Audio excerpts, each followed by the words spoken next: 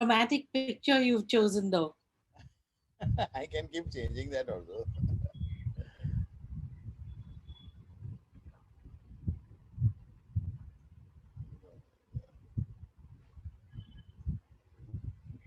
Start. Okay. Okay. Yeah. Uh, Hello, Anand. How are you? Hello. Hi, I'm doing well. Hi, Great. how are you? Very well. Hello, children. Lovely to have you here. Welcome to the most exciting Kala Ghoda Arts Festival. Something that is Mumbai's pride and joy. And I'm so honored today, as part of Peekabook, to bring to you an amazing guest with his first children's book. Welcome, Anand, to Peekabook at Kalagoda. Uh, I wanted to tell you that it is really an honor to have Anand here because if I sit to list his list of achievements, it'll be really long, longer than the tallest Asura, I think. Uh, but Anand is a best-selling author and a screenwriter and a motivational speaker, and I have enjoyed all his books from his very first one called Asura's Tale of Vanquish. And most of the children must have heard of the Bahubali series. Well, Anand has written that too. But what we are here for is a wonderful book that talks about a very incredibly naughty bunch of Asuras. So, welcome, Anand. Thank you, Lubiana, for your kind words. And hi, all little friends. How are you? Anand, I wanted to ask you. You write a lot about Asuras. Do you like them? Most people get scared of them. They think they're wicked and evil and all that kind of thing. But I you don't. loved writing about them. I don't think they are evil or anything. Actually, our Puranas, the mythology has a lot of asuras. It's quite a fun to interact with them, and I think it has got something to do with my childhood also. So. How has it got anything to do with your childhood? I grew up in a temple town. So if I you see. look at temple towns, one good thing is there are a lot of stories in and around each temple, even in and around each trees in the compound. Really? Uh-huh. So, like Some examples. it's a fantastic world with a lot of goblins, vetalas, pishashas. I don't know, the city bred kids will have that experience. Electricity has killed a lot of ghosts, I think. I don't know, any of them have encountered a ghost, at least in stories, perhaps. Uh, I'm sure we've all seen a lot of ghosts in stories, but have you seen one for real? Uh, it might be the imagination playing, but whenever there is darkness, even now I am still scared of darkness. But you live in a city like Mumbai, there is not a moment where there is no light. Even in the mid of the night, there is some light. But if you go to villages, you find that night is a fascinating time. Asuras are also called Naktanjaras or the creatures of night. So Naktanjara means creatures of night. Night gives a lot of fascination. Night is about not only just stars and moon, but also about the wind rustling in the leaves. This all sparkles your imagination, and you will start finding creatures lurking in the shadows. So darkness is fascinating. So are asuras. Lovely. So, Anand, when you were growing up, who told you all these stories? Did you just walk around and ask somebody and look at maybe carvings on the temple or a shrine by a tree, or did somebody tell you these stories? Everyone tells story in villages. No, Really? every tree, as I said, no, every tree will have its own resident ghost. Okay.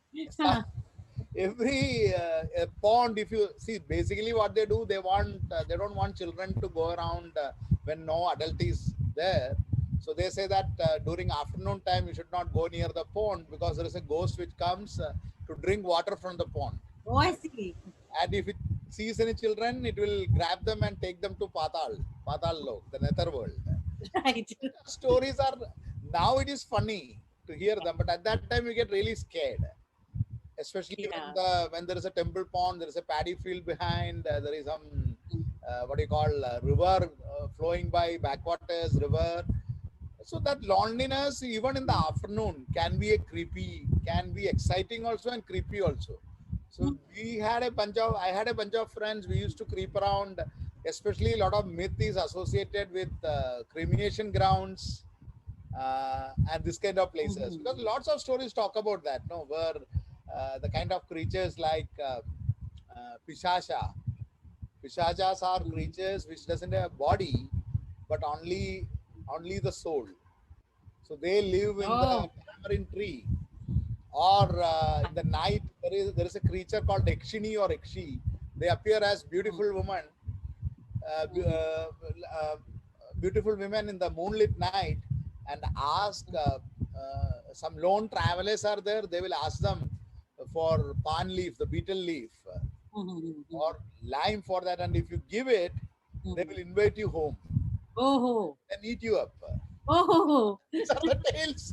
So the morning, what you find is only what others will find is only your nail and hair. Rest Oh of my God. like she would have eaten up. These are the tales, fascinating tales, which the countrysides in India abound with. I think even my children who grew up in a metropolitan city, they are not familiar with much of Indian ghosts and goblins. We have a lot of foreign ghosts and goblins coming from Harry Potter, coming from various myths and other things from the books that come from the West. Yeah. But what is rooted in India, the kind of beliefs, why these are important for children also, it triggers the imagination. Right. It makes them love each plant and tree, each hill and mountain. It makes them love the nature. Right. It's a fear-filled, respect-filled love. Right. This all served as a protection for the environment. We had something called the kavu, or the sacred groves, associated with all temples and homes, which had all these kind of fantastic creatures. Also, the snakes were considered as holy. So nobody dared to do anything to that. So it was a kind of environmental protection too, that makes you connected to connected to your roots, connected to the nature. So this is very fascinating to Right. have all these things. So my attempt in bringing up a book like this is to make the kids who are 8 years, 10 years, 12 years old familiar, that familiar with the kind of traditions we have with Right. Asuras, Vetalas, Pishashas, Kinnara, Gandharva. There are so many fascinating, fantastical creatures. So my idea is to tell stories about them in a modern way, especially in English, because not much of this is available in English, and not many parents have time. Some of them don't know unless they are from the rural background and their grandparents have told them, and not many grandparents live with the kids. So these kind of stories are slowly dying down. So I was fascinated and passionate about it. So I thought, why not write the children's book?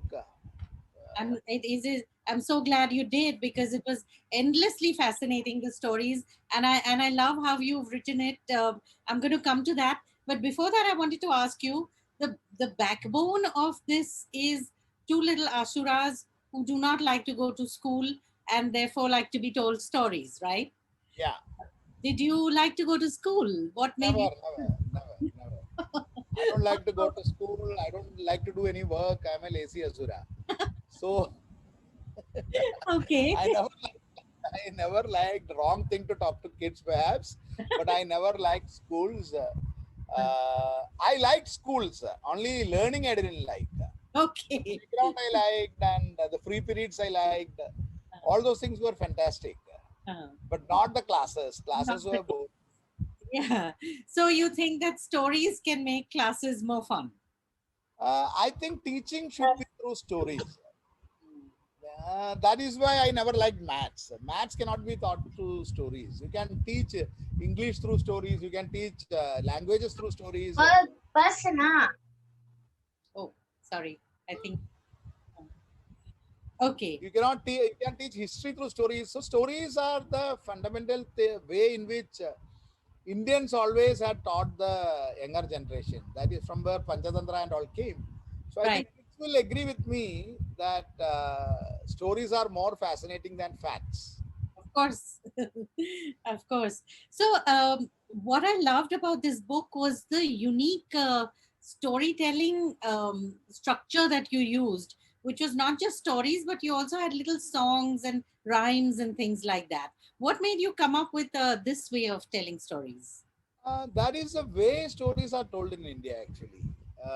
It is with a lot of song. You see the folk singers, and also I wanted it to be interactive.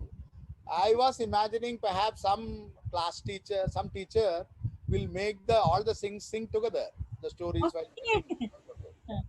So that was the idea. So it will be an interactive thing.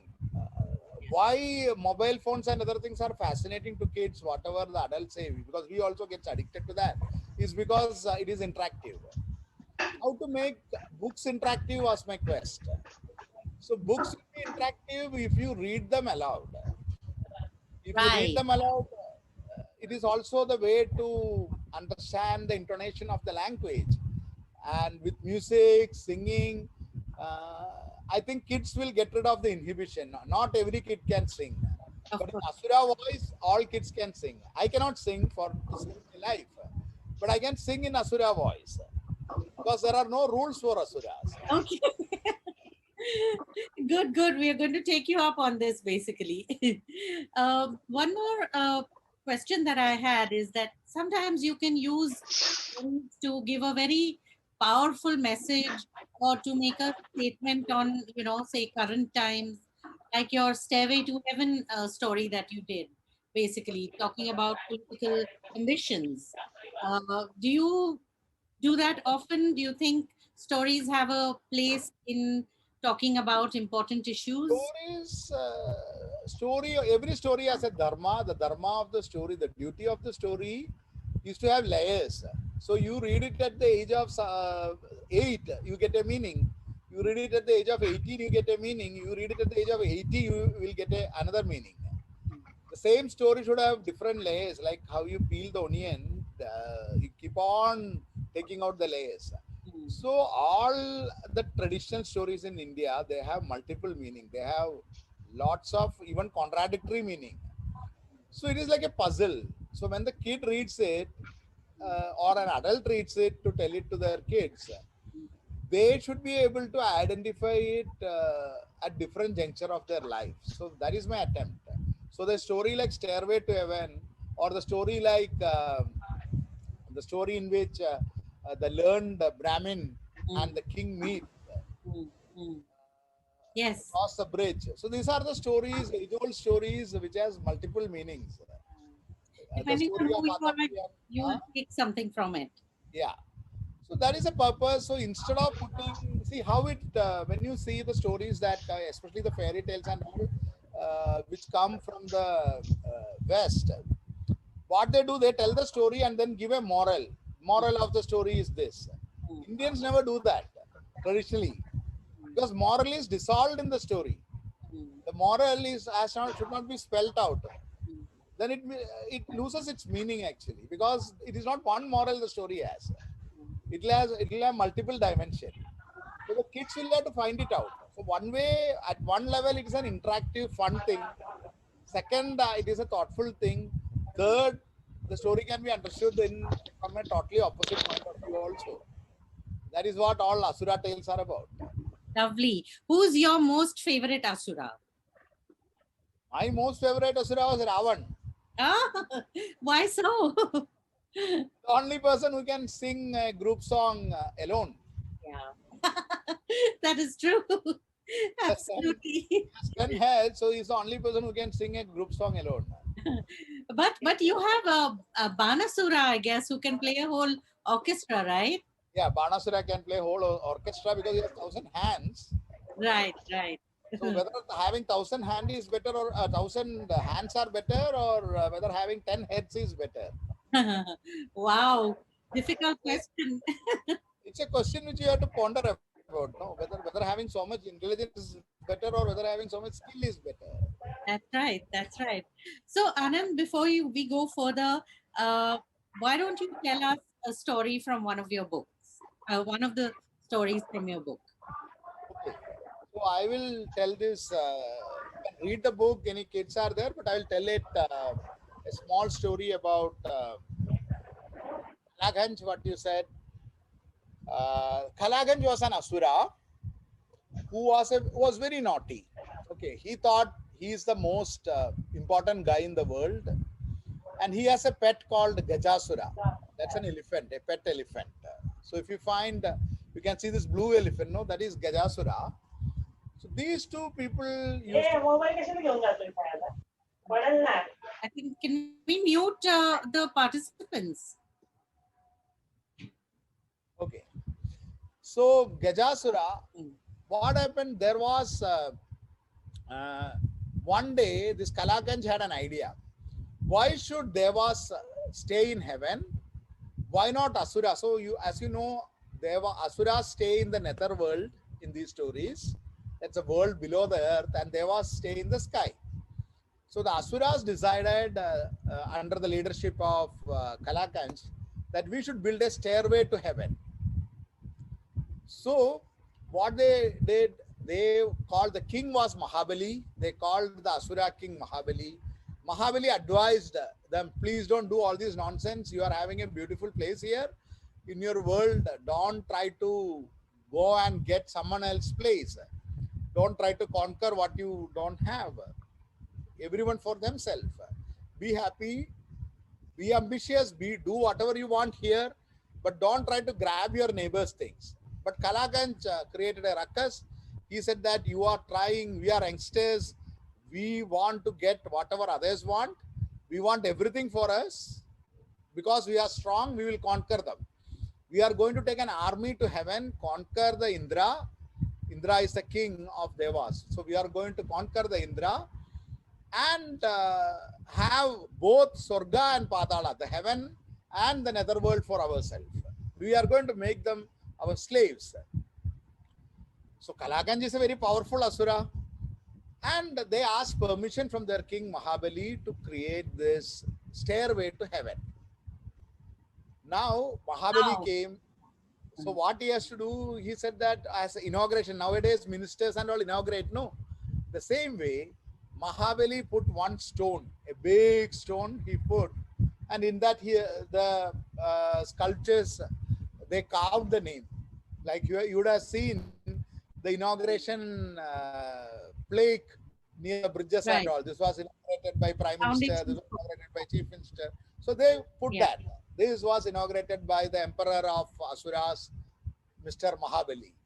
So they put the plaque, and then all the Asuras started putting up stone upon stone. But the naughty Gajasura, he used to come and knock it down just for the fun of it. This elephant is very naughty. So finally what they did, they tied up the elephant, and then all the Asuras, thousands of Asuras, lakhs of Asuras, they had a song also for it, Stairway to Heaven. So they made the stairway, and it started going up and up and up, a massive stairway, kilometers. It rose above Himalayas, it rose above, higher and higher it was going to the stairs, and Devas got scared because the Asura army is going to march and conquer them. So they sent a troublemaker. Who is the eternal troublemaker in Indian Puranas? It's Narada. Narada is a saint, and his hobby is to create trouble. He will make people fight, and that's what he does. But all his fights end up in good things. So he came as a spy of the Devas, and he started praising the leader, Kalakanj. You are such a youthful leader. How energetic you are. How well you are creating this great stairway to heaven. So all the Asuras were happy. They started praising. Then Narada said, no one before you had done anything. You had started everything. Before that, Asuras were all, nobody had any respect for Asuras when Mahabali was ruling. The wise Mahabali was ruling, nobody has respect. But when Kalaganj has come, the new guy has come, history starts from you. You have started taking the Asuras. Good times are coming for Asuras. And everybody hailed, good times are coming, good times are coming. And they were all hailing. Kalaganj was feeling so proud. He used to give big bhashan. He used to speak his mind. always to everyone, saying that I will bring you good times. Mm. They had nothing to eat now because all the energy was spent on this fantasy project of Yeah. creating the biggest Mm. stairway in the world. Mm. Though many asuras had nothing to eat, all the money resources was being put to create the stairway to heaven, because Mm. that was more important for Kalaganj, not looking after his people. So he wanted to become big, and he was vain, proud, so he was doing all those things. Mm. Almost it was reaching at the gateway of heaven, and the devas are trembling with fear because anytime the Asura army will march in. Then the Narada says, hey Kalakanch, but there's a problem with this. You had done all the work, but the foundation stone is in the name of your predecessor. The foundation stone is in the name of Mr. Mahabali. Isn't it? Don't you feel ashamed? You had built everything, no? But if somebody sees, some historian sees this, they will think that Mahabali has built it because it is carved in that Mahabali inaugurated it. So why don't you remove it and put your own stone? Mm. So Kalaganj said, yeah, that is correct. I did everything. Even though people have done a lot of sacrifices, they are not eating, but I have promised them good times for tomorrow. And yet the name is that of Mahabali. So I should remove that. So this is the foundation stone. So he ordered Asuras to remove it and put the stone in his name there. So all the people were trying to pull out the stone, but the entire stairway is there. So they used Gajasura also, the elephant also they used for it. And all the Asuras sat, they tied a rope and they pulled the stone. When the foundation stone was pulled, the entire stairway collapsed on them. The stone stairway collapsed on them, and all Gajasura escaped, being elephant. He ran away, but Kalakanj and many young Asuras were killed, and thus the entire Asura empire Oh. collapsed, and it was left to poor Mahabali, the old man, to start it again. So this Mm. was the story of Kalakanj, who tried to build the stairway to heaven. If you see, there are similar stories in other mythology also, like the Babel, the Tower of Babel, That's right. where to heaven a tower is being built. But in that, people speak in different tongues. So this you find in the Abrahamic mythology from the Middle East. So these kind of stories are available across the world. But that is what which makes these stories fascinating. Mm. That was lovely. Absolutely. This is one of my favorite stories. So I'm so glad you decided to say that to us. So I was wondering, before I ask you any questions, do the children have any questions? Raise your hands, kids, if you have any questions. If you want to know about any particular Ashuras, or you want to know more about Anand and what he does, you're welcome to raise your hand, and then we can continue. Okay. In the meantime, while we wait for them to do that, I also wanted to talk to you about the various different kinds of animals in the book. There is, of course, the elephant, and there is the pig, which is very unusual. I've not sort of seen a pig in most Indian mythology. No, actually, wild boar is there. One of the avatars of Vishnu is Varaha. Usually horses or elephants or, birds. Almost all animals in India are there in Indian mythology. Every god or asura will have a vahan. Right. So it is supposed that Bhasmasura's vahan was a pig. So that's why he Mm. was caught. Okay. So every asura, they have vahan in the sense they didn't have cars or bikes or anything. They used animals to travel, whether Hmm. it is gods or the anti-gods. What Hmm. do you call the asuras? Asuras are not villains. They might be anti-gods perhaps. They're exact opposite of gods. Hmm. So all of them had, like Indra had a four-tusked elephant, Hmm. which is white. Airavata. Yes. Vishnu has Garuda. Shiva has bull. The Hmm. funniest family is Shiva's family. Not funniest. If you see, if you talk about harmony of nature, Shiva's family represents that. How Shiva so? has a husband as a bull, Mm, wife as a lion or a tiger. If mm. the eastern side of India it is supposed to be tiger, the western side of India it is supposed to be lion, because these are the things available on either side. That's right. The And Bengal then tiger the has first son, Ganesha, has a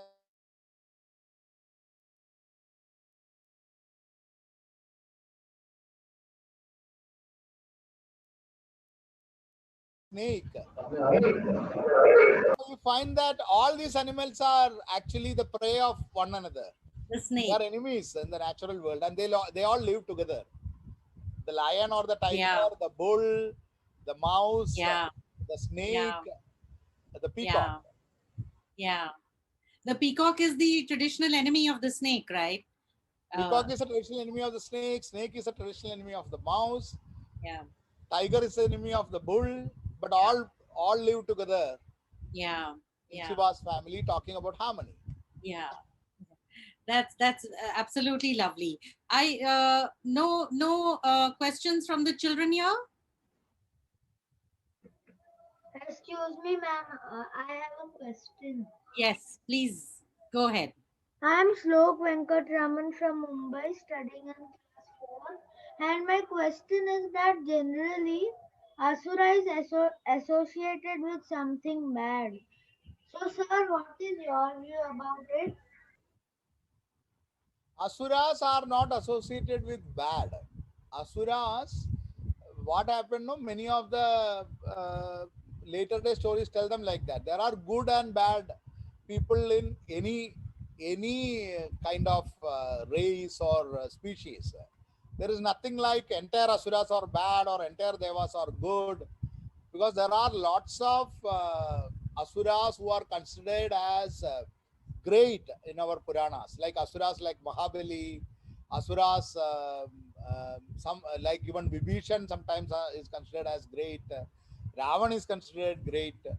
So a lot of asuras are considered. Kumbhakarna is considered great. Indrajit is considered as the greatest warrior in entire this thing. He is considered bigger than, greatest warrior than many gods.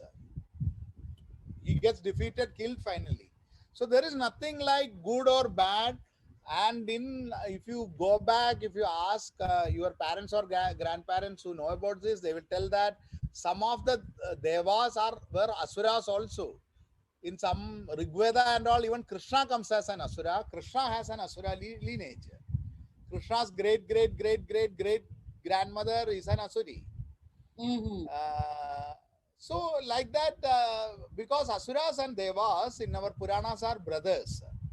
Mm-hmm. So it is like they all come from the same Kashyapa Prajapati, same father. Not only them, but also the other species who keep fighting Garudas, that is the birds under the leadership of Garuda, and the reptiles under the leadership of Takshaka. They are also brothers. Mm-hmm. So the Puranas talk about the unity of nature. There could be like brothers fight. No, you fight with your siblings. That doesn't mean your siblings are bad. You may call each other bad and all, but it is about harmony. It is about different kind of people. Some are good, some are bad. Some are good at some time and bad at some time, Mm-hmm. like all of us. That is Lovely. all they teach. There is no black and white in our stories that this is good and this is bad, and good always wins over bad, and some people are permanently bad. That kind of thought process is not there in Indian Puranas. Thank you, sir. Thank you. Does anybody else have any question? This is Vishwadika from PSBB KK Nagar in Chennai. The Ganas, who are the soldiers of Shiva, Lord Shiva, are they Rakshasas or No, some type of demigod? they are a power on their own. They are Shiva. They come in Buddhas. Buddha Okay, sir. life force actually. You call And up the Buddha and all, no? So from the same root it comes. Buddhas are the natural life force. So Shiva represents that. So they are not Rakshasas or Asuras. they are in a separate category in itself called Buddhas, who dwell with Shiva, and Shiva is also considered as the god of what you call annihilation. Mm. He also dwells along with his wife in some mythology, or as Kali also comes as his daughter also in some of the Puranas, sometimes as a wife also.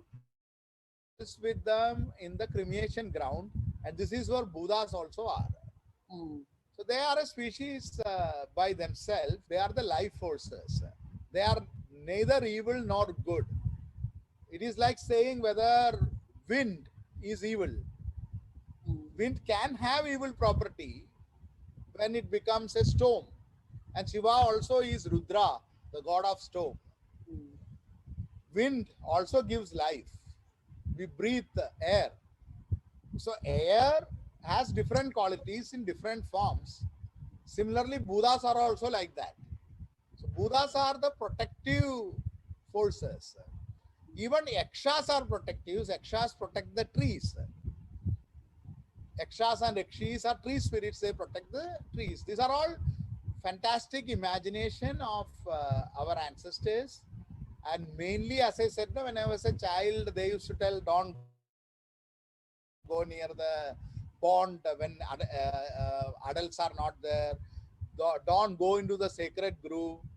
These were all told for two reasons. One is for the protection of us, because there could be some other dangers lurking there, and without adult supervision, kids should not go.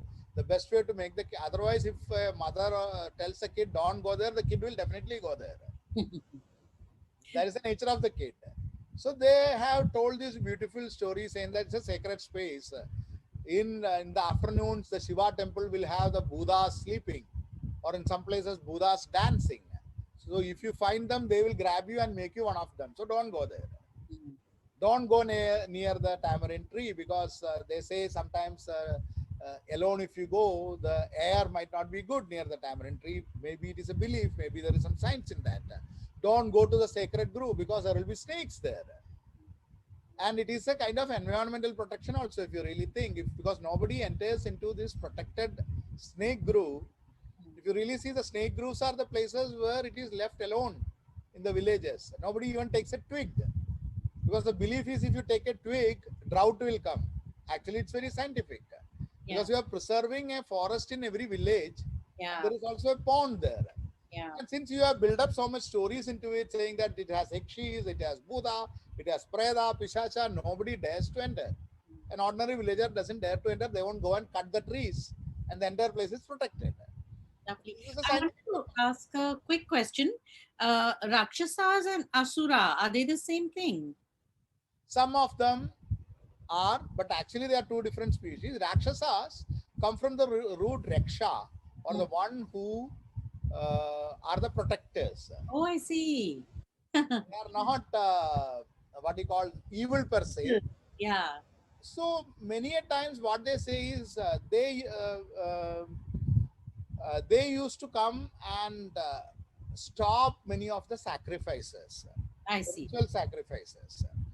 So the reason what many of the books say is that they were the protectors of animals too, and many of the rituals involved animal sacrifice, and they were against the fire, because they used to throw this so that the sacrifices don't happen, because their duty was to protect, like the forest protectors. Mhm. So these might all have been different tribes of uh, who had different way of life and way of thinking, perhaps. That could be the Right. speculation. But some of the, because anybody can become a Rakshasa. Even Devas have been cursed to become Rakshasas. Many of the Asuras have become Rakshasas. Many of the humans have become Rakshasa. So Rakshasa is a position. Yes, of course. Uh, mhm. So not all Rakshasas are Asuras, Not basically. all Rakshasas are Asura. Asuras could be Rakshasas, but not all Rakshasas are Asuras. There are many kings who became Rakshasa. One story is there in this book, no, where a king becomes a man-eating Rakshasa. Oh, I don't remember that. Yeah. This is that story, Kanmashabada story, where they want to cross the bridge, and Vasishta's son encounters Kanmashabada, who is an ancestor of Lord Ram. He's a king of Ayodhya. He is cursed to become a Rakshasa. Mhm. Ambarisha, so many of the kings or even Devas become Rakshasas. Gandharvas become Rakshasas. So Rakshasas is like a position, Okay. good or bad. Lovely. That's absolutely fascinating. Any other questions from any other children? Would you like to ask a question, young man? Yes. Go ahead. Sir, why do you think mobile is more uh, attracts children? Because I don't see mobile and I read just books in my free time. Very good. See, there is nothing wrong with mobile per se, but the problem is many of the things in mobile are designed to make you addictive. Hmm. So you cannot, it keeps on giving newer and newer things, exciting things, and you will slowly start losing concentration to read the book. What a book does is to make you think, to fire your imagination. What a mobile or a TV does is to just entertain you. Book entertains you and also make you think. So why it is important to see, knowledge is not very important, because knowledge you can get from Wikipedia, knowledge you can get from Google, knowledge you can get from 100 places. What is important is your thinking. What is important is your imagination. That you cannot get from Wikipedia. No, you cannot imagine through Wikipedia. You can get only knowledge. So there is no point, there is not much of a point in this era by hearting hundreds of things, knowing who is the prime minister of what, who is the chief minister of which state, what is the capital of this state. Knowing that is good, but not the ultimate aim. It would be rather better that you are able to tell a story or draw something or create a poetry or make a sculpture, because that is where your imagination and intelligence works, or play football or cricket. This becomes more important rather than just getting knowledge. Knowledge is cheap now. Knowledge can be had from any place like Google or Wikipedia. So that is irrelevant actually. Thank you, And the sir, book for this can question. really open up And your mind and, build your imagination. I would suggest you read more of story books than textbooks. sir, I have also one question. Yeah. In this book, all the stories are real or they are just for the imagination? All stories are real. They play in your imagination. Don't, because see, everything is a story. There is nothing which is not a story. So don't go behind what is real. Create your own reality. So stories, don't think actually there is an Asura there like that and he's running around. Let it play in your mind. Create your own Asura, create your own Deva, create your own story, and make that real. All these are stories only. This is not a running commentary or a newspaper report. These stories have been imagined by some great poets. I have reimagined them in English so that it is easier for you to understand. That's all. But these are all age-old stories. These are a part of imagination and they are very real because the imagination is real. Lovely. Any other? Thank you.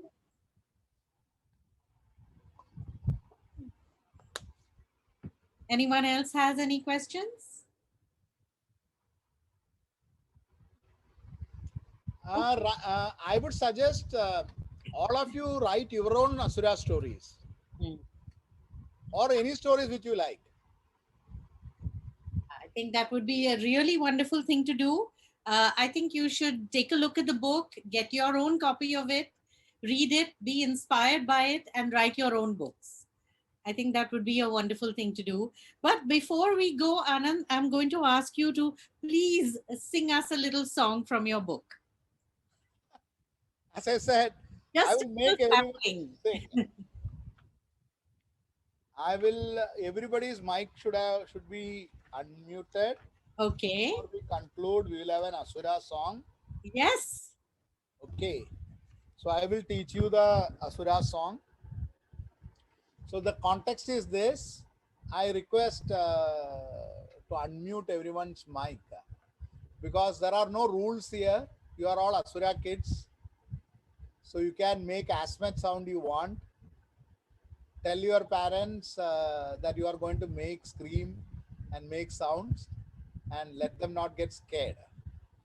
Lovely. All children should join in, yeah? We're looking forward to this. So it goes like this. This is the story of Bhasmasura. So I'll just give you the context. Many of you might know, but I'll tell it again. Bhasmasura was very clumsy and everybody used to make fun of him. So he and his pet pig, Nakura, went to do a penance, do a tapasya to Lord Shiva. And they finally, after a lot of difficulty, Lord Shiva came. He asked for the boon. And Bhasmasura said, I have been made fun of for my clumsiness. So I want to teach everyone a lesson. Whatever I touch shall burn. Okay. Shiva, without thinking, he said, okay, tadastu, let it be so. Let you get the boon, whatever you touch shall burn. Now Bhasmasura has got the boon, and then he says that, let me test it by touching you, Shiva itself. Oh my God. And see whether you are telling the truth. And Shiva has no other choice, because either you will have to kill Bhasmasura, but you cannot kill somebody who you have given a boon. That's not right. So Shiva has no other way other than to run, and Bhasmasura chases him. And seeing this, lots of asuras, other asuras come, because one of them have become so powerful that he is chasing even the great god Shiva. So they come and they are going to conquer the world. So they are going to burn everything along with Bhasmasura. So they all come and they start singing the song. And this is what they sing: burn down, burn down, burn down, burn down, burn down, burn down. So all of you, I am the Bhasmasura here. Yeah. One of you can be my pet pig, Nakura. So you will go oink, oink, oink. Who's going to be the pet pig? Volunteer pet pig. Can we Nobody? have Slok? Can we have Janvi? Oh, good. Slok is volunteering.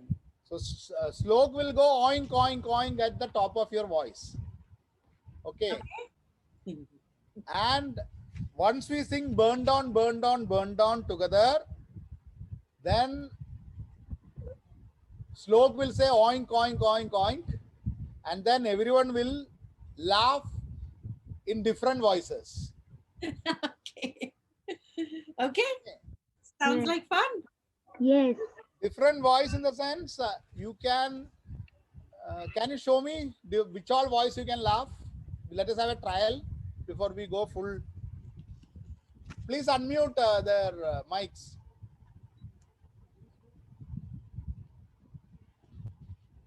Okay. So hang on. laugh, Let me just, yeah. laugh at the top of your voice. You are all Come on, kids. I want to hear your laughs. Let's do it. some more variety. Ha ha ha ha. In all kinds of voices. Somebody goes hee hee hee hee hee.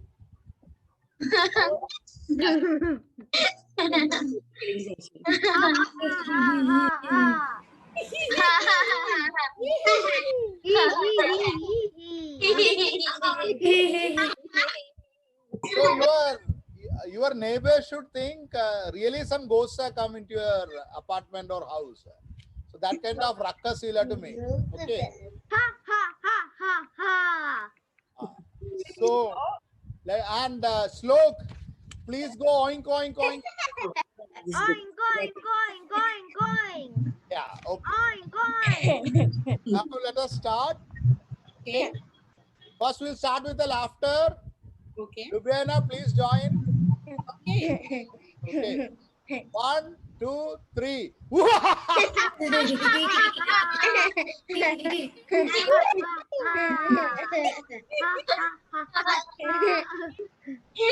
down, burn down, burn down.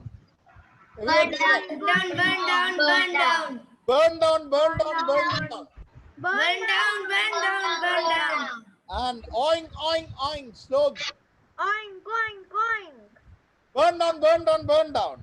Burn down. Burn down, burn down, burn down. And now I will sing 4 lines. Then everybody will have to laugh for 1 minute non-stop. Hey Indra, king of Devas. Hear me, king of Asuras. Know that I got the big boon. Whatever I touch shall burn soon. Wah, ha, ha, ha, ha, ha.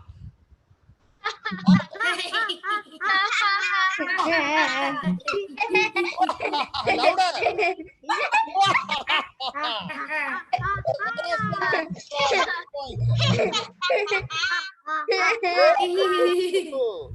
Burn down, burn down, burn down. Come on. Burn down. Burn down, burn down, burn down. Now pass out that pot of Amrita, your throne and sword of Vajra, for they belong to Asuras. Their king, I am the Basma.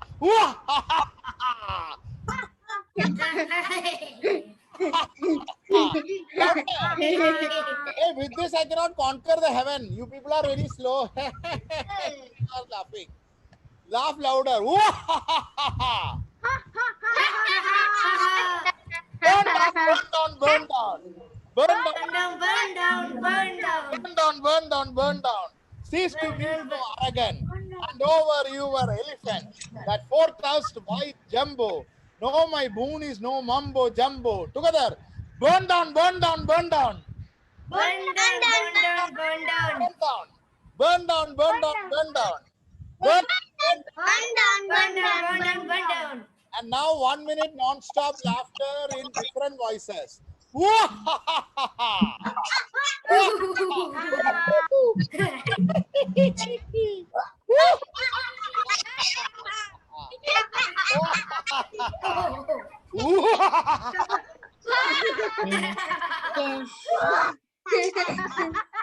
Now who can howl? Yeah, that's great. Oh yeah, Lekha had a lovely howl. Go for it. So this song in your schools, you make it as a play or something, and you can make the entire class do the same fun. Yeah. Because this is a chance to howl in the class. Otherwise, teachers will say, "Shh, don't shout, silence and all." This is the time. Tell them that you have to make this as a play and howl and make a ruckus, dance, jump on the floor, jump on the bench, climb on the table, and be Asuras.